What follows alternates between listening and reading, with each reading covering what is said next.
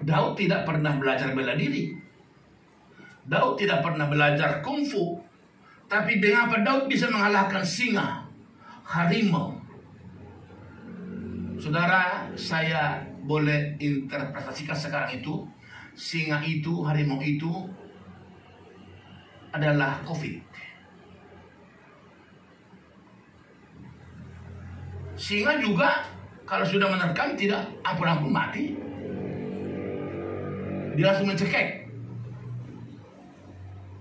COVID kan mencekik. Singa itu mencekik musuh, mati. Sama dengan COVID. Tapi bagaimana Daud lolos? Ternyata ada rumusnya. Di hati Daud sama sekali tidak ada kebencian. Wow. Bayangkan 7 abang-abangnya membiarkan Daud sendiri ke ladang. Tapi Daud tak pernah cemburu. Daud tak pernah marah. Di hatinya tak menyimpan rasa cemburu. Dia tulus mengerjakan. Kenapa? Dia tahu. Dengan ini rumusnya nih. Dia tahu ini satu saat berguna baginya. Berarti lihat, ketika engkau ditindas, ketika engkau diperlakukan tidak adil, ketika engkau diperlakukan tidak sepertinya, itu jalan satu-satunya mengantarkanmu untuk sukses. Waktu Nabi Samuel datang mengunjungi Isai, bapaknya Daud, dia berkata kepada Isai, Isai, aku disuruh Tuhan mendatangimu, sebab dari anakmu lah raja pengganti Saul. Bayangkan itu. Dengar di sini luar biasa. Bapaknya sendiri, mamanya sendiri, semua abang-abangnya tidak memperhitungkan Daud. Ngeri enggak? Ngeri enggak? Pasti ngeri. Misalkan saudara gak dianggap di rumahmu, ngeri, bisa bunuh diri kita. Ini bapak sendiri pun tak menganggap, mama sendiri pun tak menganggap, abang pun tak menganggap. Artinya Daud itu sama sekali tidak dianggap. Dianggap budak sama sekali. Ternyata karena ada Philadelphia, kasih persaudaraan. Apa dia bilang? Itu abangku, itu bapakku, itu mamaku. Wow. Daud sekalipun sudah membunuh dia, dibilang apa? Itu raja yang durhaka Tuhan. Bayangkan itu. Nah, kisah ini dikatakan tadi, kok bisa mati Daud, Saul dan Jonathan? Lihat, yang kedua luar biasa. Jonathan itu kan anak Saul. Bapaknya dengan Daud, Saul dengan Daud itu kan bapaknya, bapak Jonathan ini kan Saul. Saul dengan Daud ini bermusuhan, tapi Saul dengan Jonathan bisa dekat. Bayangkan itu. Itu yang luar ketiga. Tapi lihat, tidak mengurangi, meskipun ada satu rumah musuhmu, tak mengurangi sahabat. Bisa bersahabat Jonathan dengan Daud, meskipun bapaknya Jonathan, Saul itu benci kepada Daud. Bayangkan itu. 3 hal ini membuat saya terkaget-kaget hari ini.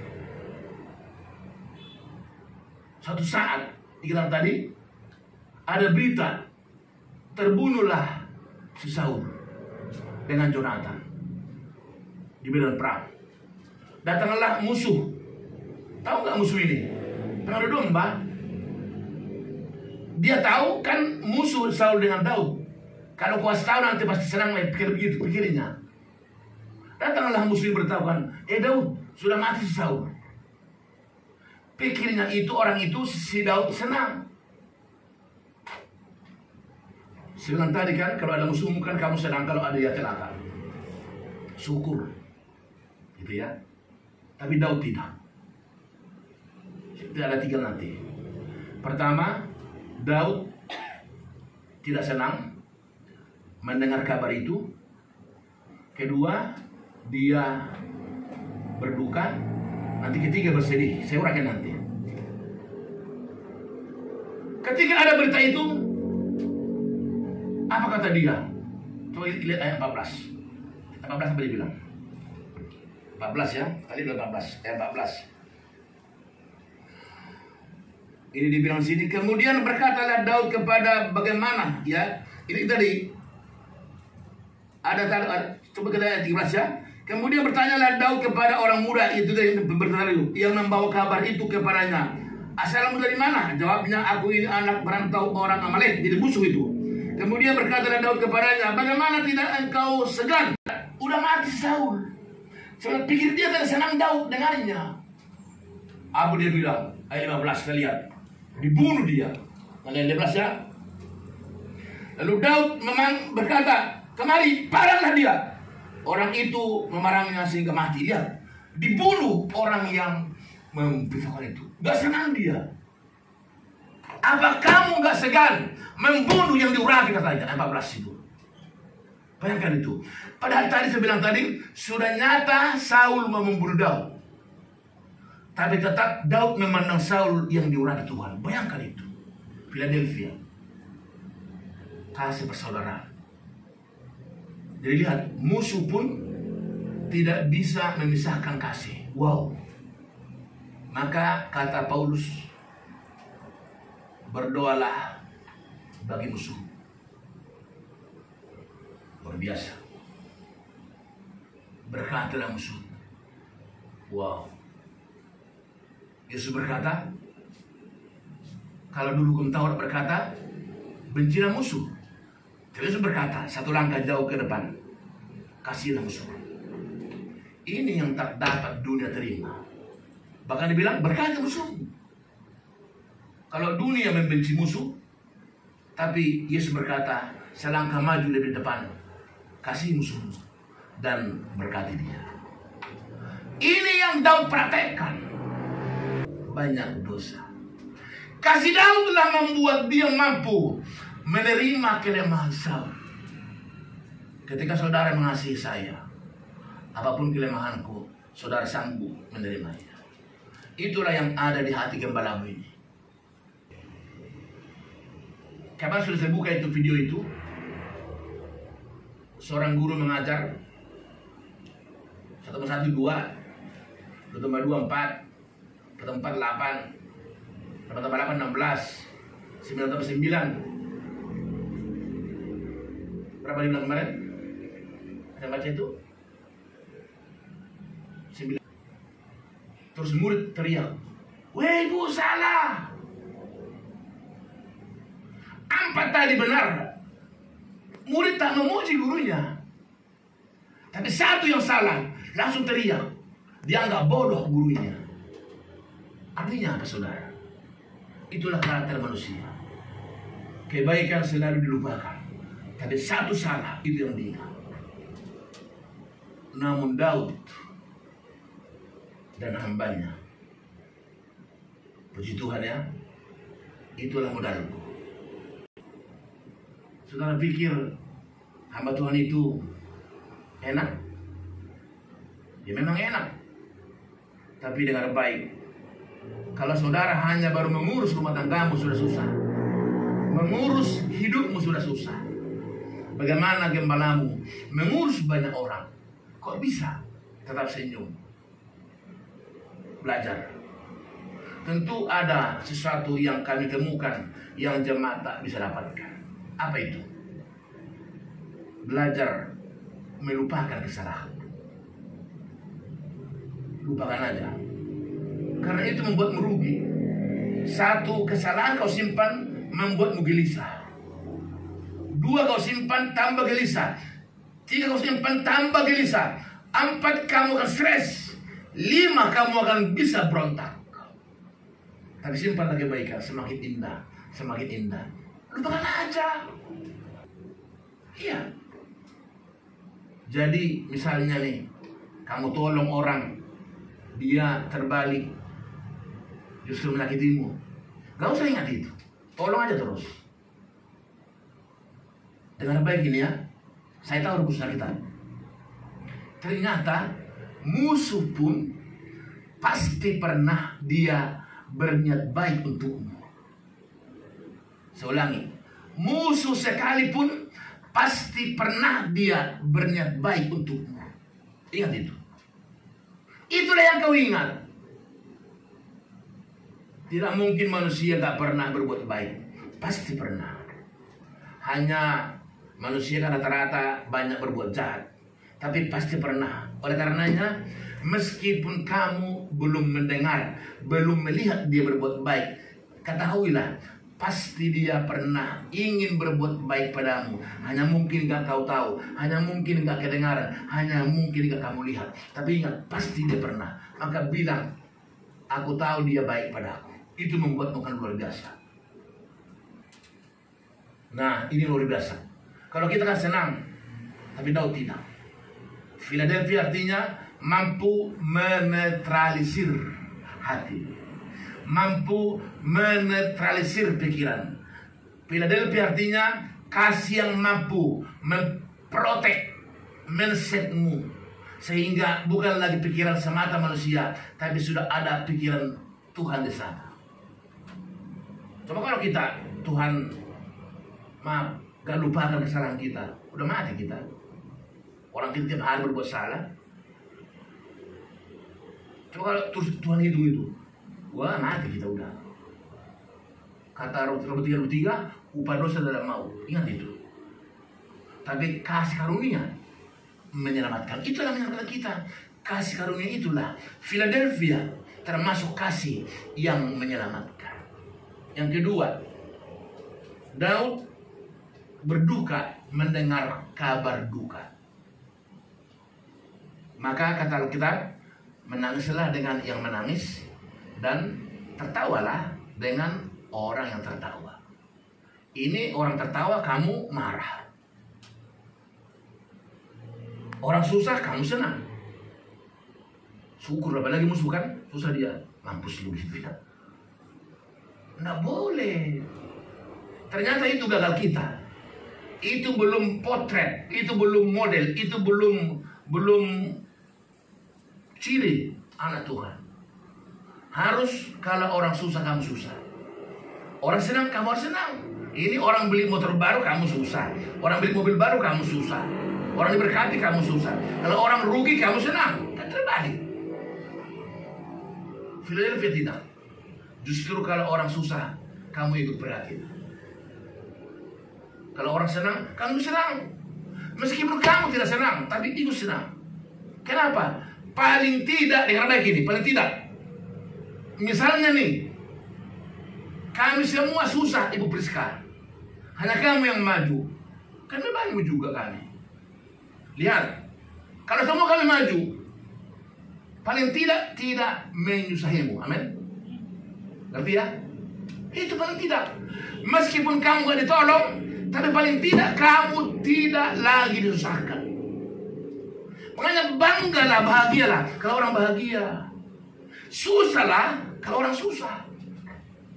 Itulah Philadelphia. Yang ketiga, saudara, tadi pertama dia tidak suka dengar kabar buruk dari orang musuhnya. Kedua, dia berduka dia. Aduh, padahal dia sudah mau membunuh loh, tapi sedih dia, berduka dia. Ini ketiga sedih. Soalnya ketiga, saudaraku, Daud itu sedih. Jadi ternyata lihat, duka dengan sedih lebih hebat sedih. Duka saya sudah hampir hilang dengan Ibu Gembala, tapi sedihku masih sampai sekarang. Saudara, sekali lagi, duka aku mungkin hanya 3 bulan kemarin. Duka ya, sedihku sampai sekarang sedih. Ketika aku bangun pagi, gak ada yang bikin teh. Ketika aku bangun pagi, gak ada suruh sarapan. Sedih sampai sekarang. Duka aku udah hilang. Lihat, duka itu masih di bawah sedih. Jadi ketiga, Daud sedih. Kenapa? Dia berpikir setelah dikubur nih si Saul, dia sedih. Aduh, kok mati ya hambanya itu. Dia terus berpikir. Kasihnya tidak sebatas dikubur selesai udah. Setelah itu pun dia memikirkan, kok bisa mati ya dengan durhaka Tuhan. Ini perbedaan Saul dengan Daud. Dia berapa tadi itu? Gilboa, jangan ada embun, jangan ada hujan di atas kamu. Hai padang-padang pembawa kematian, sebab di sanalah perisai para pahlawan dilumurin. Farisa Saul yang tidak diurapi dengan minyak. Lihat ini. Ini bedanya. Saul diurapi dengan tanduk oleh Samuel. Tanduk kerajaan diurapinya. Tapi Daud dengan minyak. Tanduk itu bicara kekuatan, tapi minyak bicara pengurapan. Saudara baik hari ini juga jenis gereja. Jadi lihat, 5 garis bodoh itulah tanda tanduk, tapi 5 garis bijak adalah tanda minyak. Yang 5 ini yang bodoh ini berkata, gampang nanti itu, gampang nanti. Bagaimana nantilah, tarlah. Tapi yang diurapi itu tidak, itu setia. Itu bedanya. Yang diurapi itu tak berkata, nanti Tuhan datang, tetap berjaga. Ada gampang nanti itu, minggu depan lah, nanti gampang itu.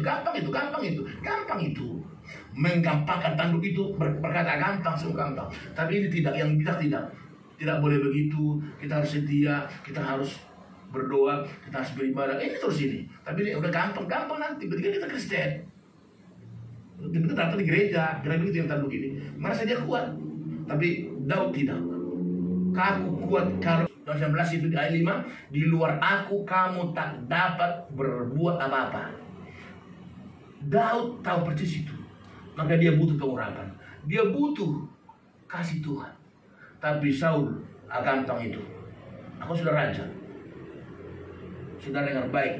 1 detik pun kamu berkata begitu, kamu adalah Saul rohani. Tapi kamu berkata, aku tanpa Tuhan tak bisa berlangkah. Itulah Daud rohani. Kenapa Yesus keturunan Daud dibilang? Karena karakter Daud dari kecil sudah kelihatan. Maka disebut Alkitab, Yesus itu adalah keturunan Daud. Padahal Daud paling hina dari keluarga Isai ayahnya. Tapi dari sanalah keturunan Daud lah Yesus. Luar biasa. Tadi pertama dia tidak suka dengar kabar baik, kabar buruk dari musuh. Kedua dia berduka, ketiga dia sedih. Ini luar biasa nih loh. Sampai seperti itulah Daud memikirkan Saul dan Jonathan. Karena dua-duanya sekali mati. Saul mati dibunuh oleh tadi pelapor tadi. Jonathan mati dibunuh oleh orang Amalek. Jadi sahabatnya kan, anaknya si Saul, Jonathan mati juga. Daud pun mati. Tapi Daud mati karena dia sudah ketakutan. Disuruh tadi anak muda itu, bunuh aku katanya. Daripada aku ditembak mereka katanya gitu. Jadi yang anak muda tadi lah melapor, aku udah bunuh dia katanya. Pikirnya yang senang. Daud justru membunuh yang melapor itu. Kenapa? Kurang ajar kamu katanya. Kamu bunuh yang diurapi katanya. Artinya apa? Daud bebas dari kebencian. Daud bebas dari dendam. Kalau dia dendam, syukurlah. Tapi bagi Daud tidak. Itulah sebabnya. Saya katakan tadi, ketika orang menganggapmu bodoh, mungkin kamu begitu, kamu udah tolak orang, kamu dibodoh-bodohin, gak apa-apa, biarin aja. Yang penting Tuhan lebih lihat. Jadi kau usah, tapi dia bilang gak apa-apa, aku anak, harus tunduk pada orang tua. Apa yang baik menurut Bapak, aku lakukan. Tak pernah sekalipun bersungut dia. Ada 7 terus sekolah, tapi Daud tak pernah cemburu. Itulah melatih hidupnya menjadi gembala yang baik. Maka dia bisa mengembalakan Israel yang tegar tengkuk. Ternyata latihan itu, waktu dia mengembalakan kambing domba, melatih dia supaya bisa mengembalakan Israel yang tegar tengkuk. Tadinya Tuhan sudah membuat Saul raja Israel selama-lamanya. Tapi karena keangkuhan Saul lah, maka roh Tuhan cabut dari Saul. Lalu tadi bilang karena dia dengan tanduk ya, kekuatan, tapi pindahlah kepada Daud. Pertama Daud menjadi raja di Yehuda, tak lama dia langsung ke Israel. Yehuda itu kampungnya Juda. Jadi dia di sana hanya 7 tahun. Setelah itu dia langsung ke Israel. Naik dia menjadi pemimpin yang terbesar, nomor 2 raja di Israel setelah Saul. Lalu saudara, keempat, dia tidak hanya omong. Dia sedih tadi, tidak hanya sedih, tidak tinggal sedih, tapi dia berempati, berbuat. Jadi kalau kamu hanya bersimpati, tidak berempati, belum Philadelphia. Belum Philadelphia. Harus berempati. Tahu bedanya empati dan simpati? Si apa? Desi. Apa beda simpati dan empati?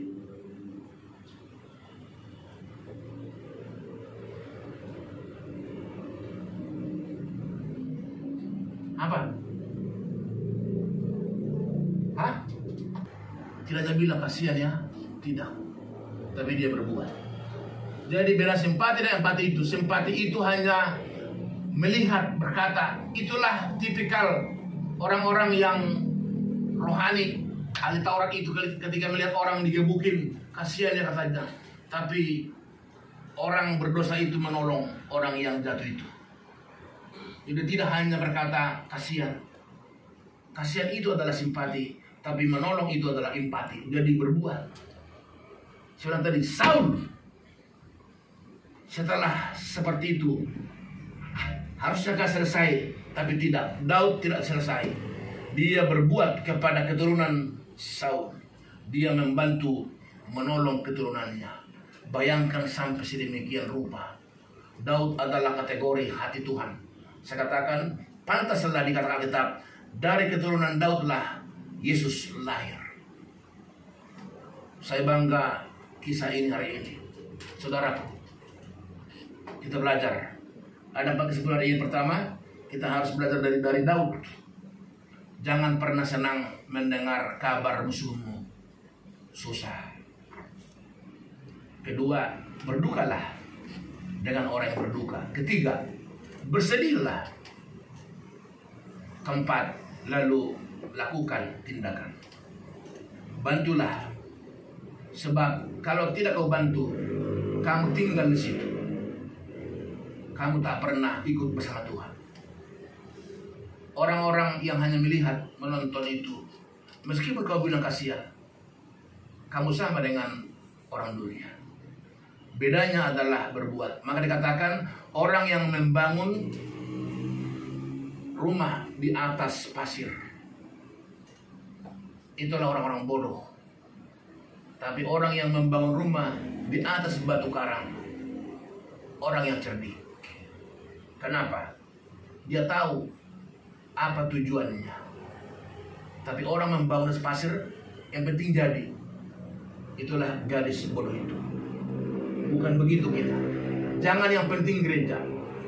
Kamu kalau sudah gereja, ingat, kamu harus rendah hati. Tanpa Tuhan kamu tak bisa hidup. Tapi Daud yang diurapi dengan tanduk, dia berkata, aku sudah jadi raja. Tapi Daud, dia sudah raja dan jadi raja. Tetap dia berkata, aku ini hanyalah ulat. Tahu ulat itu? Ulat itu harus bermanifestasi baru jadi. Karena ulat jijik. Ulat harus menjadi kepompong, terus harus baru dia berbuku, baru dia berguna. Itulah hidup Daud. Kalau bukan karena belas kasih Tuhan mengubah dia dari seorang penangon kambing jadi raja, itu satu pergumulan luar biasa. Harus siap dibentuk di tempat, dihinakan, dianggap tidak ada, nggak apa-apa. Yang penting Tuhanmu melihat. Meskipun orang menghinamu, orang menganggapmu tak berarti, nggak apa-apa. Orang membulimu, nggak apa-apa. Tapi ingat, Tuhanmu, percayakanlah. Covid ini sekarang bilang, singa yang menerkam leher. Tapi Daud lolos. Kenapa? Karena ada kasih Philadelphia. Kasih saudara. Tuhan bilang apa? Kasih itu dalam dengan sekarang hatimu, dan kasihi sesamamu manusia seperti engkau mengasihi diri sendiri. Maka hari ini, di minggu keempat, di minggu Philadelphia ini, pertama tadi, jangan kamu senang kematian orang berdosa. Kedua, kamu harus berduka kalau ada orang berduka. Ketiga, kamu harus sedih kalau ada orang yang mati. Lalu keempat, tindakanmu apa? tolong mereka. Lakukan apa yang kau bisa lakukan. Ingat, Yesus bukan hanya berkata, aku mengasihimu, tapi terbukti dia mau mati sampai mati. Itulah kasih agape, kasih yang benar, kasih Philadelphia, kasih agape, satu kasih yang nyata hari ini. Terpuji Tuhan kita. Haleluya. Amin.